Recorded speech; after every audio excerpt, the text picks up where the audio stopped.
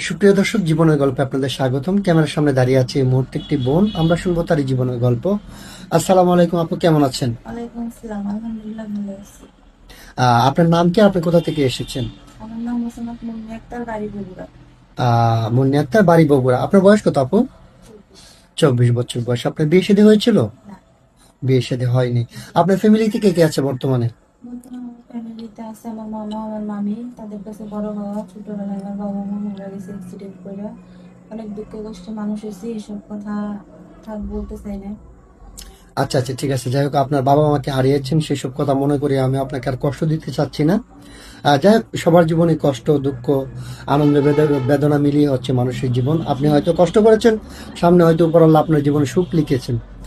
যাই হোক আপু, এখন কথা হচ্ছে বিশেষ করে আপনার তো এখনো বিয়ে শাদী হয়নি না? না, বিয়ে শাদী হয়নি। আমাদের এখানে কি জন্য আসছেন সেটা একটু বলবো। আমি ভালো মনের একটা মানুষ পাওয়ার জন্য আসছি, উনিকে বিয়ে করে সংসার করবো। আচ্ছা, ভালো মনের মানুষ আমরা জানি যতটুকু। সবাই ভালো মনের মানুষ হয়। আপনি কেমন ধরনের ছেলে পছন্দ করেন সেটা বলুন। কেমন ধরনের আজকাল তো মানুষের মনের ভিতরে ঢুকে বোঝা যায় না যে কে কিরকম। আমি চাই সৎ সরল একটা মানুষ, যার বউ বাচ্চা আছে, তার চালানোর মতো সামর্থ্য থাকে, বা বউ মারা গেছে, সে প্রবাসী, এরকম যদি মানুষ আমার দুঃখ কষ্ট শুনে যদি আমাকে বিয়ে করে আমার জীবন সাথী হয়, আলহামদুলিল্লাহ আমি খুশি হয়েছি। আচ্ছা, মানে যিনি আপনাকে বিয়ে করবেন তিনি যদি বিবাহিত হয় আপনার কোনো সমস্যা নেই? না, সে যদি চালাইতে পারে, কোনো অশান্তি ঝগড়া নিয়ে আমার কোনো কিছু না হয়, বিশৃঙ্খলা সৃষ্টি না হয়, তাহলে আমি রাজি আছি। আচ্ছা, আমি একটা কথা বলি। পুরুষদের পক্ষ থেকে প্রত্যেকটা পুরুষই চায় যে সে একটা দ্বিতীয় বিয়ে করবে।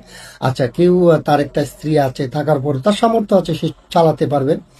সে যদি ইচ্ছে করে আপনাকে বিয়ে করবে, আপনি কখনো মানে পায়ে বার দিয়ে ঝগড়া করবেন ওই বউর সঙ্গে? অসম্ভব, কারণ আমি তো জেনে শুনেই গেছি তার কাছে। সে তো আমার সাথে সবকিছু শেয়ার করছে, সে তো আমার কাছে কোনো কিছু গোপন করে না। ঠিক আছে আপু, আপনি সুন্দর কথা বলেছেন। তো আপনার সাথে যোগাযোগ করবেন কিভাবে?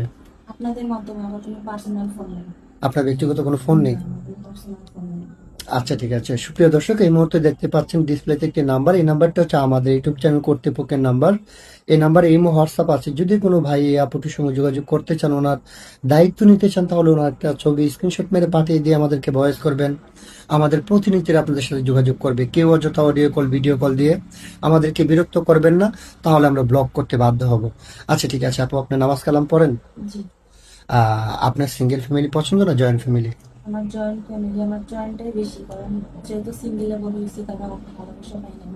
আমি চাই আমার সংসারটা বড় হোক। আপনি চান আপনার সংসারটা যেন একটু বড় থাকে, সবার সঙ্গে একসাথে মিলেমিশে খেতে আমি পারেন। অতীত যেন সবসময় ভুলে থাকার, তারা জানি আমাকে ভুলাই দেয়, আমি জানি সেই চেষ্টাতেই ভালো থাকতে পারি আর আ- কি। আচ্ছা আপু, আপনার জন্য শুভকামনা। আল্লাহ তাআলা যেন আপনার সে মনে আশাটুকু পূর্ণ করে। যাক, সর্বোপরি এই সর্বশেষ একটা কথা আমি বলতে চাই। এখন বিয়ের পর স্বামীকে